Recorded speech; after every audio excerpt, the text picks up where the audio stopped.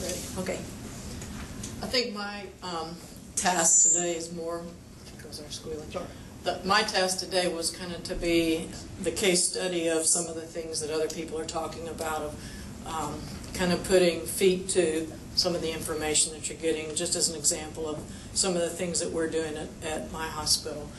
And I'm, as the chaplain manager for Children's, I mean, we really only have 2 chaplains, myself and one other staff chaplain for, 320-bed Children's Hospital.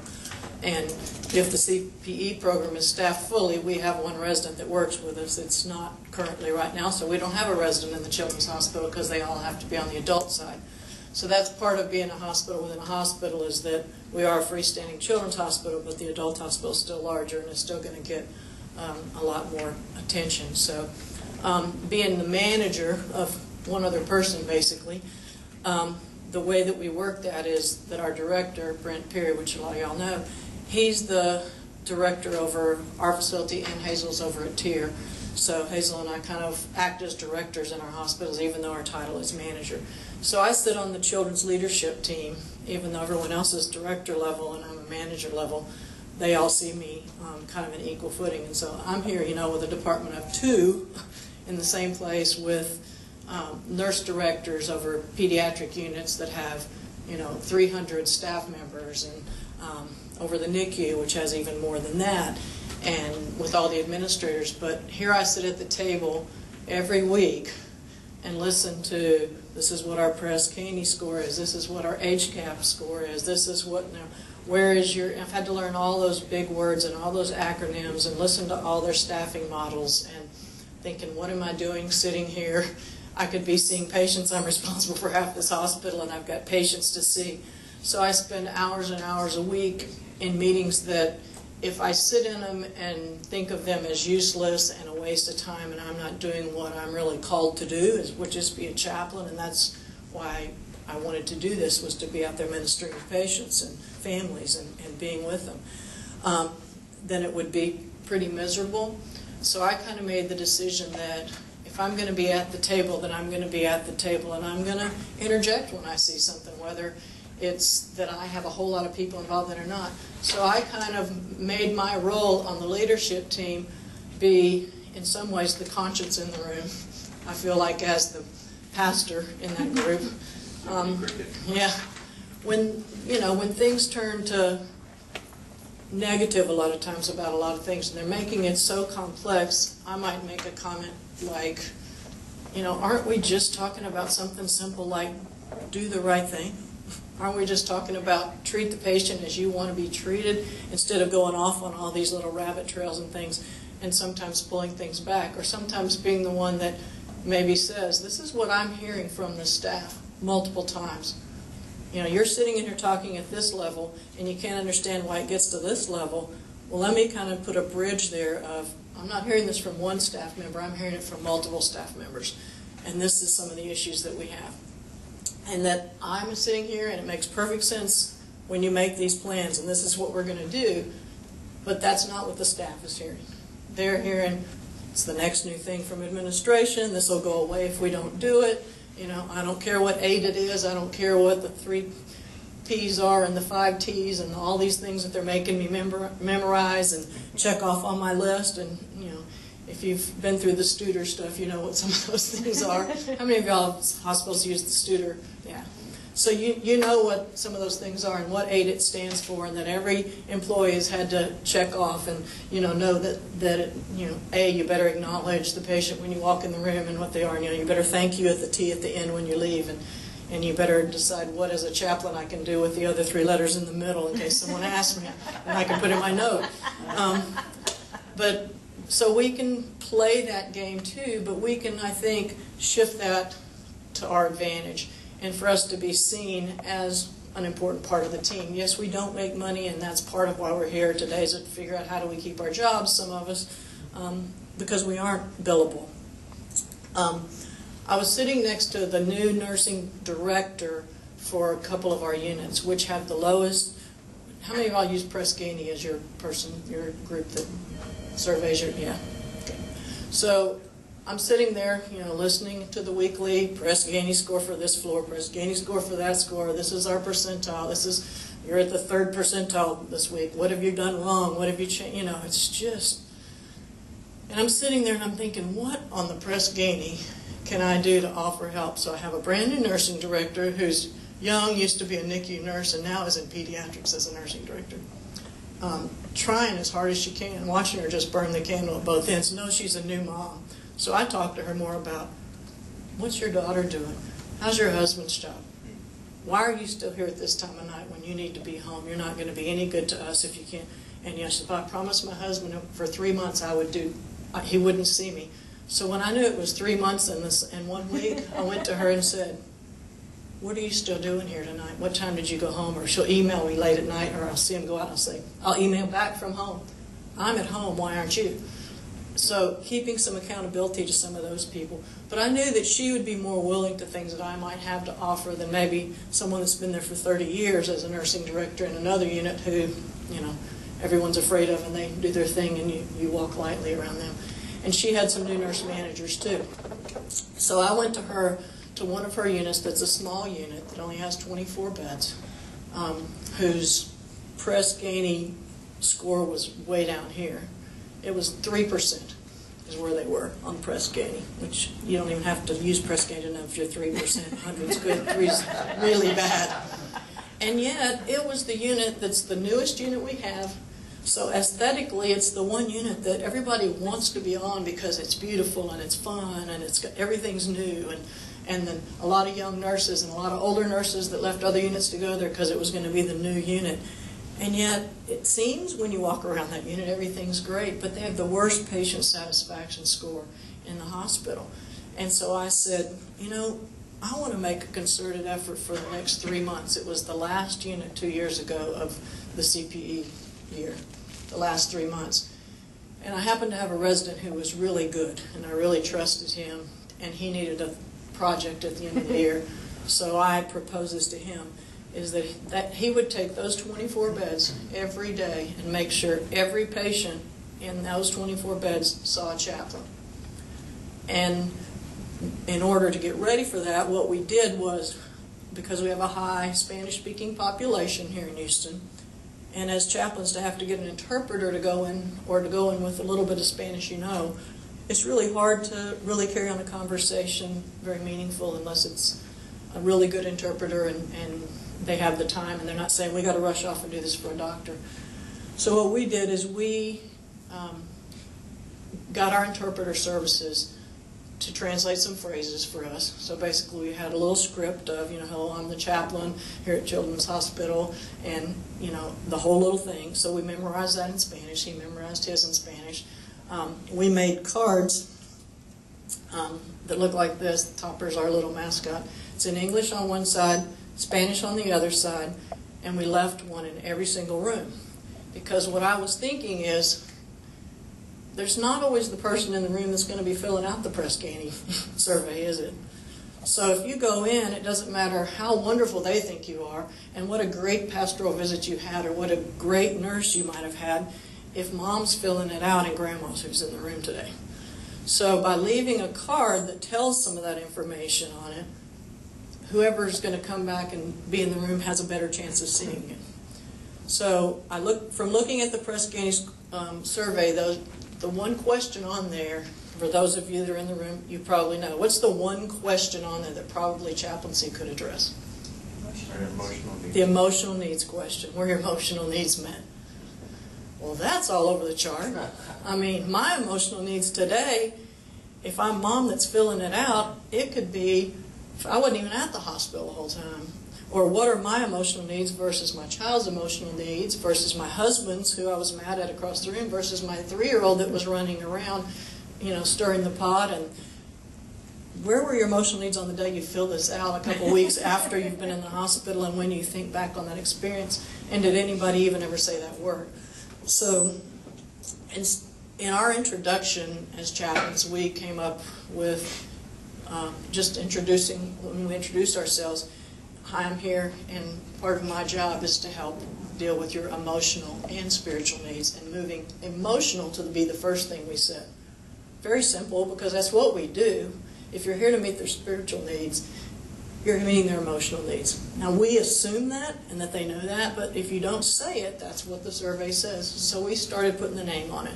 So the little card that we leave in the room says, if you or your child needs emotional or spiritual needs, spiritual support at any time during your stay with us, please ask the nurse to page the chaplain. We have chaplains available to you 24 hours a day at no cost to you.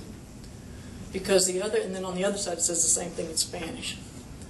So we leave this with each person that we visit, and it was a big thing to put at no cost to you, because you find a lot of people, when you say, we're here for you, they don't know we're not billing, because the chaplain walks in the room. They think, if you don't have a lot of money and we're a non-for-profit hospital and we take everyone, and you are someone that doesn't have a lot of money and knows you don't have insurance, you're thinking everybody that walks in the door, cha-ching, cha-ching, cha-ching, the green that he just talked about.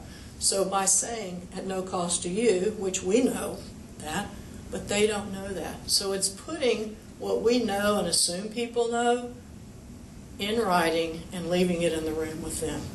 And you can say to the Spanish-speaking people, that way they can show the card. Part of our thing is you may show this to the nurse at any time, because the nurses don't all speak Spanish, but they can flip over to the English side and understand that the person wants the chaplain to come.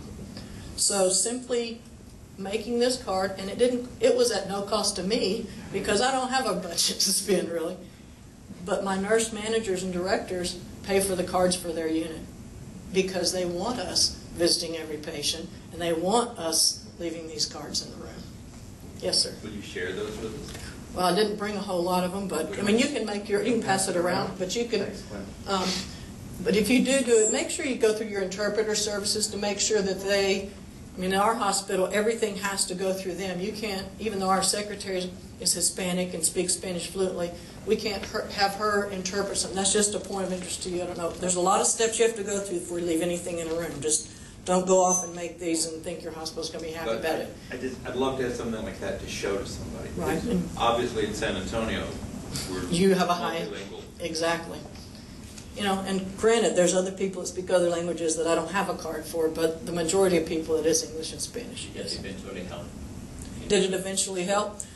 Actually, it did eventually. I hope it helped, but it doesn't matter if it really was the thing that helped. But I can tell you at the end of that 3-month period that their score was in the 99th percentile. And they won the award. It helped. That's exactly right, Don. So do I know that it helped? I'm claiming that it did. You know, we claim whatever we can.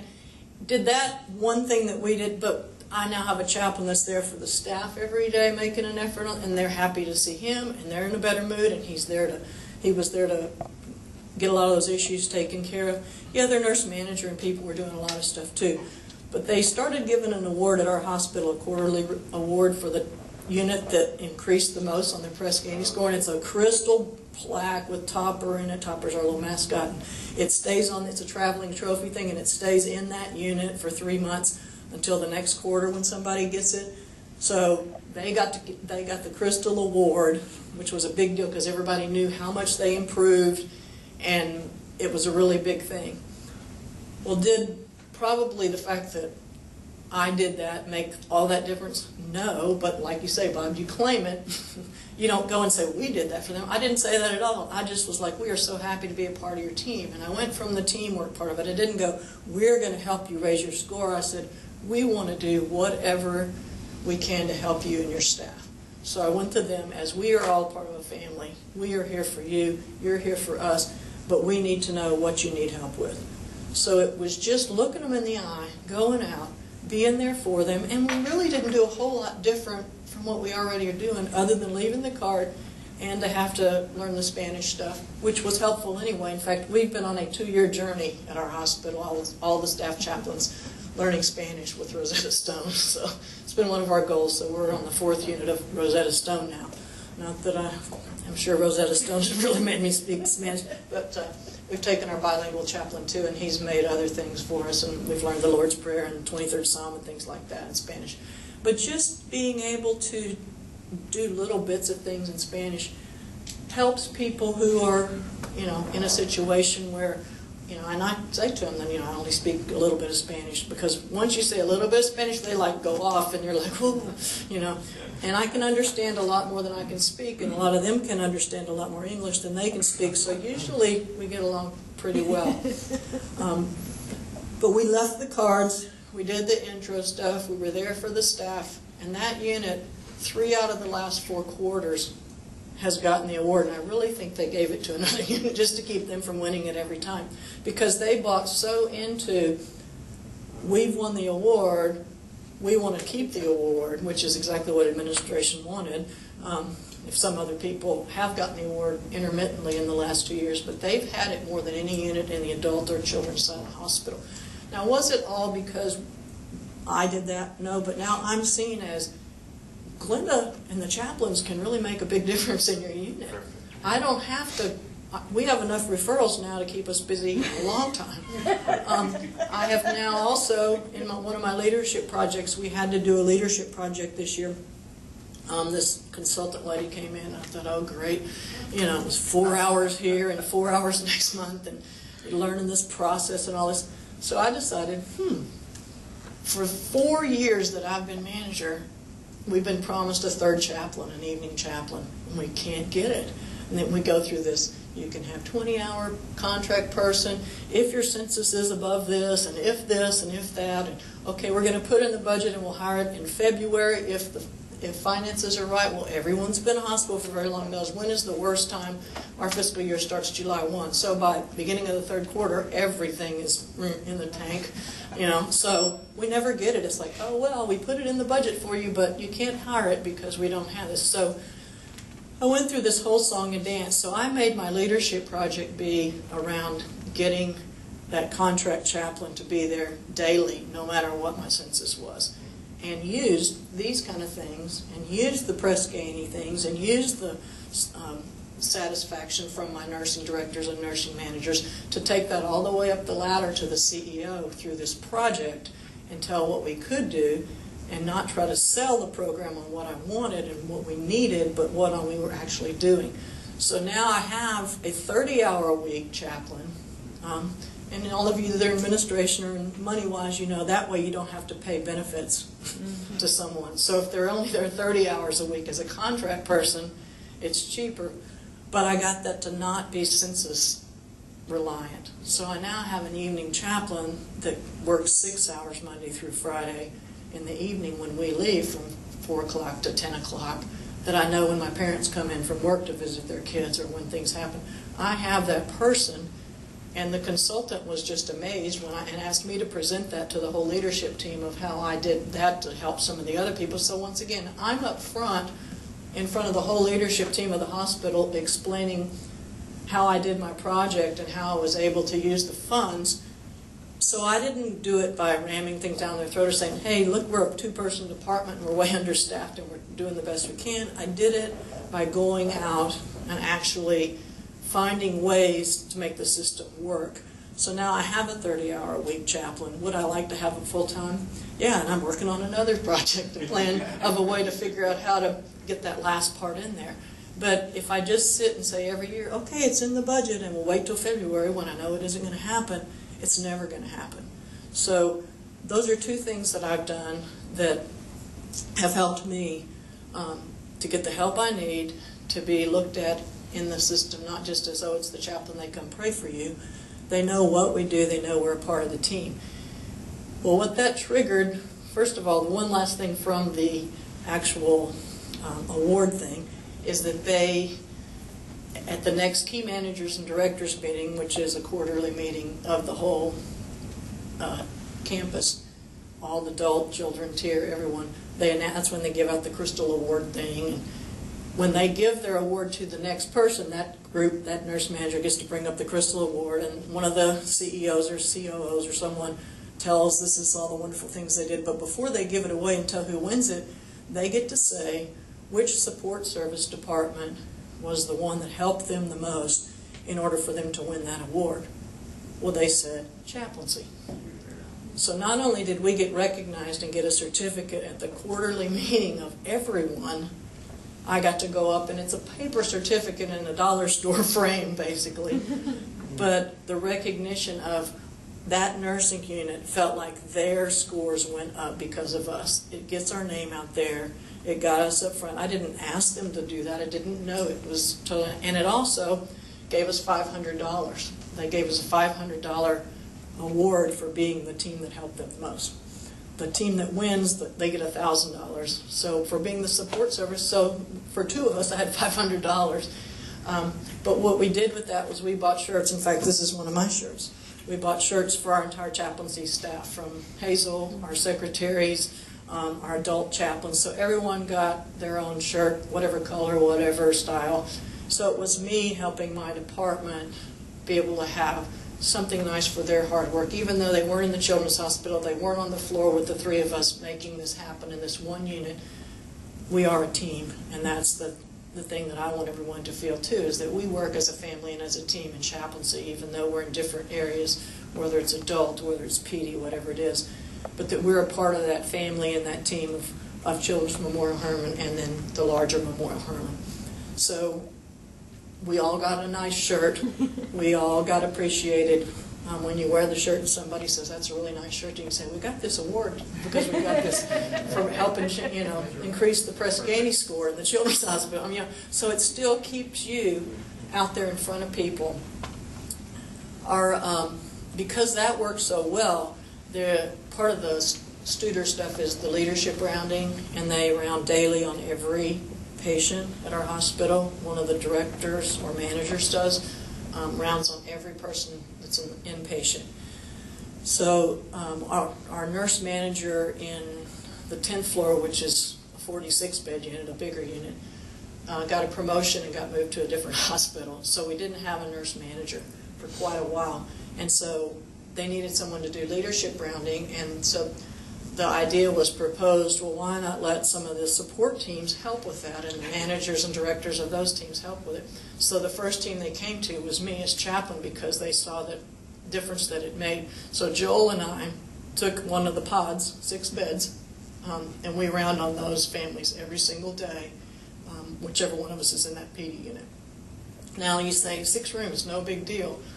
Well, you got to do a whole lot of work. It's at least an hour a day plus to get to those 6 rooms, because you have to talk to whoever's in there, and if the team is in there and you can't get in there, and you've got to run to pick you to do something over here, and then you come back and now there's no parent in the room, and you can't talk to a 2-month-old and count that as to how the visit went. So it can take a couple hours a day to do, and it's very labor intensive. But you're going in and checking with them, and it may not seem like that you're doing it as a chaplain, but we've kind of crafted it to make the leadership rounding. I'm the chaplain on this unit, and I'm going to check on you every single day. And we're a family here, and you're a part of it. And we use all the aided stuff, and we use all the 5 T's. The 5 T's are do they have TV, tissue, trash, telephone, and the tray table in the right place. And the 3 P's are pain, position, and potty. So in a children's hospital, a lot of times that's diapers, but it's having things right where the patient can reach them, making sure they're comfortable, they're not uncomfortable in their bed. But it's also making sure everything works. So you're asking in your chaplain assessment, is everything going okay? Is your TV working good? Is the temperature okay in here? Because we can get that adjusted for, because we want to make sure that everything is right for you. So you learn how to ask all these other questions without saying, check, check, I'm doing leadership rounding, and make it look like a leadership thing. And then the people are like, it's so great that you come visit us every day. Well, that's what we're here for, But then when the TV doesn't work, you also then have to go and call maintenance and have to have the right number. Or if it's too cold or too hot, you have to go deal with that. Or if they have an issue with a staff member, then you have to go to the nurse manager and say, look, this is what they told me. So it does take time, and you have to type up a little report and send it to the nurse manager and director every day. But the very first people, when the pharmacy does it, we do it, child life director does it, respiratory therapy manager and director do it, so each one of us has our own pod. When it kept going on a lot longer than it has, and we still don't have a new nurse manager up there. It's been about 8 months. They hired one, and then her husband got transferred. So the first group that they went to and said, the nursing director from the other floor came and said, we want to do the chaplain's pod rounding, because we know that this has taken a lot of your time, and y'all are the most dedicated group to doing it out of any of the service lines that's helped us. Y'all are the ones that have done it every single day and have sent a report every single day, and we know this has taken up your time, and we know that people need you, so we're going to take over your pod for you. So we no longer have to do leadership rounding because we did it right. So yes, it took a lot of time for about 8 months and doing that, but whenever someone's gone, we volunteer to take their pod sometimes for a day or two if that manager's out or that director's out, because we already know how to do that. So it's not a chaplain's job, a lot of what we do, but it is leadership rounding, but it's all just being a team player, and it has done nothing but help us. Even though there's two of us, it has helped us in the eyes of administration, of our peers, of the nurses, and as you do leadership rounding, you're checking on the staff too. So, you know, you're checking on the staff in every single unit as you go through and talking to them about, are there any complaints in here? How can I help you? Which parent is giving you the most problems? I'll go and sit with them and let me talk to them and see how I can't help you. Or this person's calling me every 5 minutes. Let me go sit with them and talk to them a little bit and see how we can help you. So the staff welcomes you coming. They make great referrals because they understand what you can and you can't do. So those are just a couple of the things that we've done at the Children's Hospital. On the adult side, one of our chaplains is doing it too on the trauma service line, and they have like a whole checklist, which I would hate to have to be asking all these questions. And it's much more structured over there. It's not as free and as ours is. So it's just fitting what we do into making us be a role in the hospital, even though we're not billable. We're now an integral part of the team, and they want us on their units, which is where we want to be anyway. Yes, sir. What kind of process did you go through to come up with the quote script? Most of the questions about is the temperature right are not things I would normally ask. Right. Because, you know, it's not my area. Yeah. Well, they gave me the little script and all the things I'm supposed to ask, and I just sat down and thought, I'm not asking it this way. And I go in with, you know, the most important thing in this hospital is you and your family, and we want you to be part of our family when you're here. So you took their script. I took their script and I personalized it and made it be, you know, is everything. I know that this, because the number one complaint is, I mean, it's a children's hospital, so you have to have some place for their parents to sleep, but the little bed window thing is never, so it's not ever going to be a twin bed or a double bed, or, you know, it's not going to be like their bed at home, which is what they want. And the parking costs too much, and there's nothing we can do about that because the medical center owns it. And, you know, there's all these things that we can't do anything about. So not emphasizing those, but emphasizing the things, you know.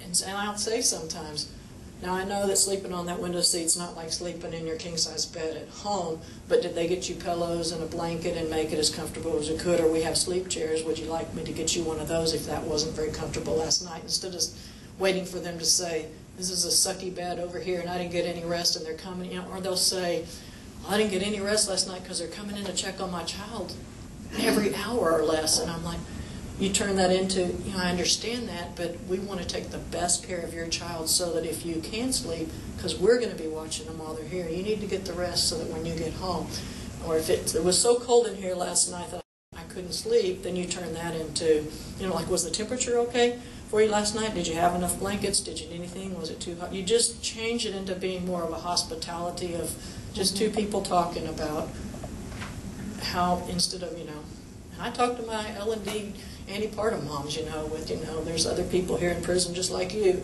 know, they're stuck here too. And, you know, you can joke with them sometimes, depending on who it is. Once you get to know them, you just treat each one as an individual, and I may say it different in your room, as if I'm in his room, or as if I'm in her room.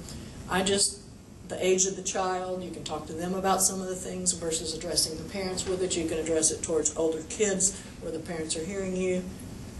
Do it, you know, just like when a parent asks you to say something to their child, which really, you know, it's what the parent wants to tell the child, so you do it in such, you know, the kid's on a vent and they can't hear you anyway, so you're talking to them in their language, but you're really talking to the parent. We do that every day in our job, so just framing it for the audience. Yeah. Those little cards. You know, in my units and other same for other chaplains in our hospital. We don't see every patient every day. Right, and we don't either. And so it may be, they may have been there 4 days and they're ready to go home by the time you get to meet them. Mm-hmm. Do you leave those cards in the rooms before they move in? No. So you would have to... I only leave them in the rooms we go into. Okay.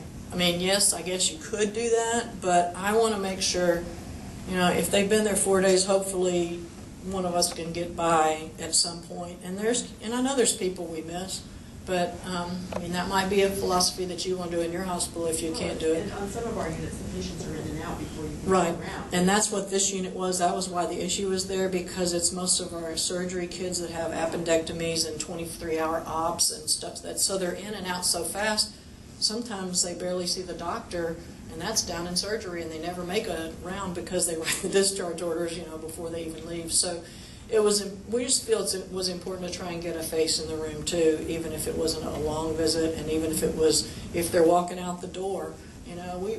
We just want to make sure everything was okay in your stay. You just kind of adjust your little talk as to what you, and we don't see every kid every day, but then we'd be running around just putting cards on the desks, and we would be wasting time we could be with a patient, in my opinion. So, yes, sir. Have you ever used volunteers? We don't use volunteers in our hospital.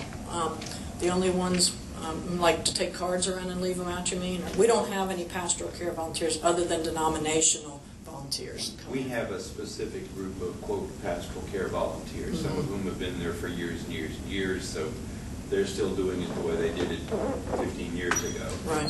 Some of whom are newer and depending on which volunteer you're talking to, and they have their own idea of what constitutes a good visit. Right. But at least there's somebody in the room to say, we want you to know we have a chaplain. Right. I just wonder, we've also had the situation with some of our CPE residents who feel like when they come in after a volunteer, they're doing damage control. Yeah. So I just wondered if... Like I said, we don't have volunteers. I do damage control after residents sometimes, so I don't need volunteers to chase around too. But it's all in what works for you. I mean, this is just kind of a case study of what works for us. You just need to make it work for you. If you have volunteers and you want them to leave cards, that might be what works for you.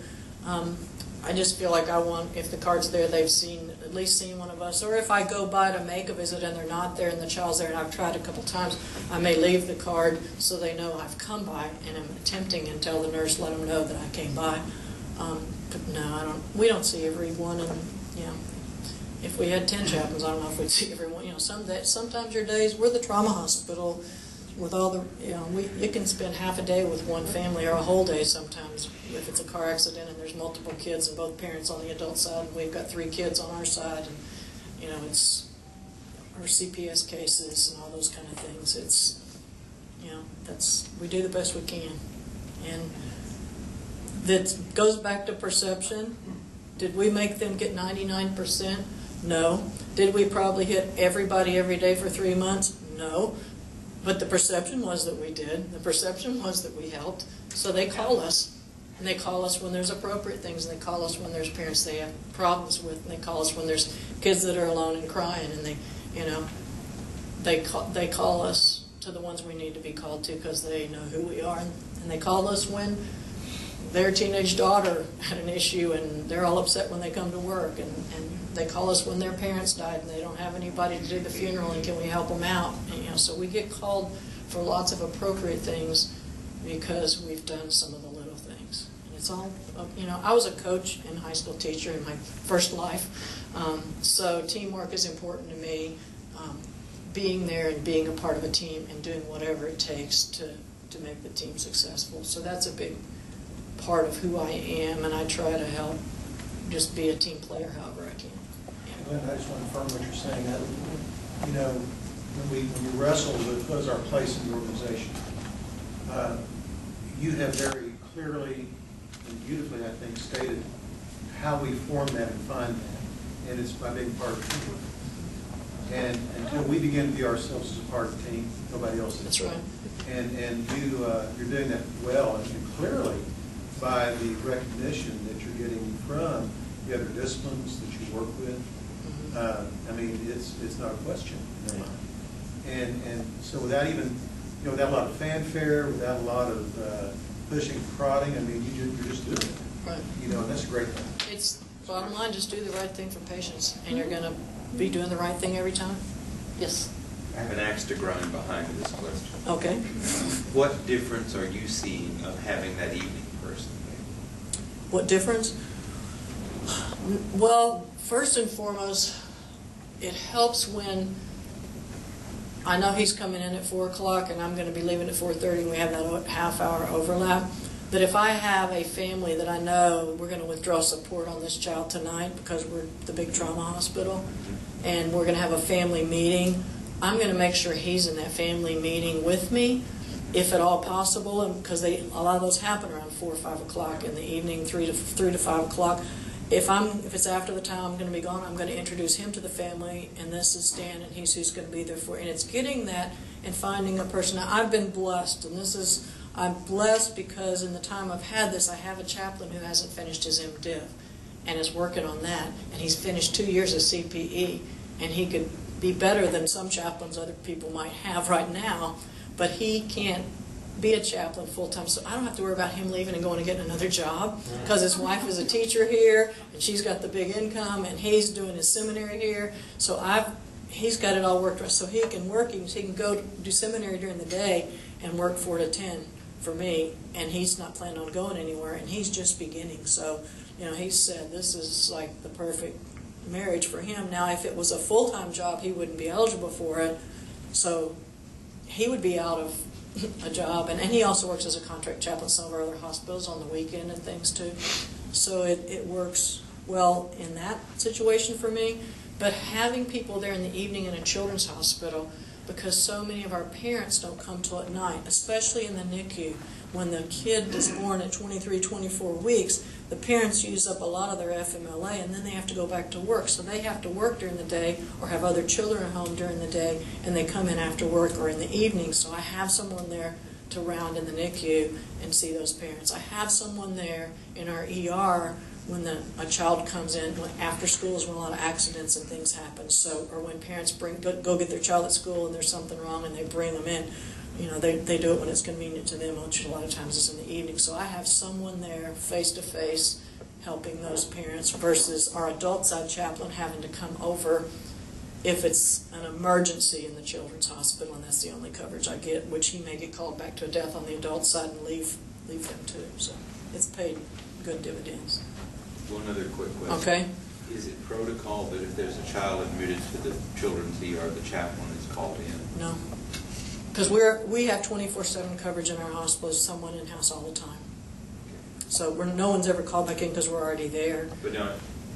But called to the ER? Yeah, no, called to the ER. Because we'd have to have a full-time chaplain in the ER because there's people, that many getting admitted to our ER all the time. So only if it's something that's probably going to end up in the ICU. It's a bad trauma. So it's a nurse decision at that point. We need a chaplain.